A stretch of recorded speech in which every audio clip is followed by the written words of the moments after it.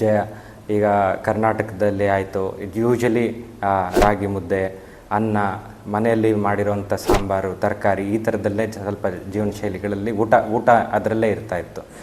ಈಗ ಏನಾಗ್ತಾ ಇದೆ, ಫಾಸ್ಟ್ ಬೇಕು ಅಂದಿದ ತಕ್ಷಣ ಊಟ ಸಿಗುತ್ತೆ, ಅದು ಯಾರೋ ಮಾಡಿರೋ ಊಟ ತಂದು ಕೊಡೋದಾಗ್ತಾಯಿದೆ.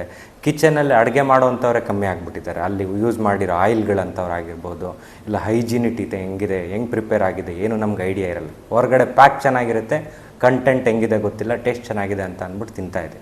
ಸೊ ಈ ಥರ ಆಗಿರೋದ್ರಿಂದ ಈಗ ನಾವು ಯೂಸ್ ಮಾಡಿರ್ತ ಆಯಿಲ್ ಮುಂಚೆ ಗಾಣದಲ್ಲಿ ಪ್ರಿಪೇರ್ ಮಾಡ್ತೀವಿ, ಈಗ ಕೊಡ್ತಾರೆ ಪ್ಯಾರಾಫಿನ್ ಕಂಟೆಂಟ್ ಹಾಕಿರೋ ಆಯಿಲ್ಗಳಿರ್ತದೆ, ಅದು ಅಡಲ್ಟ್ರೇಟೆಡ್ ಆಯಿಲ್ಗಳಿರ್ತದೆ. ಗಾಣದಿಂದನೇ ಇಲ್ಲಿಗೆ ನಮ್ಮ ಹತ್ರ ಕೈಗೆ ಬರೋ ಅಷ್ಟೊತ್ತಿಗೆ ಎಷ್ಟು ಅಡಲ್ಟ್ರೇಷನ್ ಆಗಿದೆ ಅಂತ ಗೊತ್ತಿರಲ್ಲ. ಎರಡನೇಂಥದ್ದು, ಈಗ ಹೊರಗಡೆ ಅಂತ ಮಾಡಿರೋ ಊಟದಲ್ಲಿ ಯಾವ ಕ್ವಾಲಿಟಿ ಆಯಿಲ್ ಯೂಸ್ ಮಾಡಿರ್ತಾರೋ, ಎಷ್ಟು ಸತಿ ಕರೆದಿದ್ದ ಆಯಿಲಲ್ಲಿ ಕರೆದಿರ್ತಾರೋ, ಟ್ರಾನ್ಸ್ ಫ್ಯಾಟ್ಸ್ ಅಂತ ಹೇಳ್ತೀವಿ ನಾವು.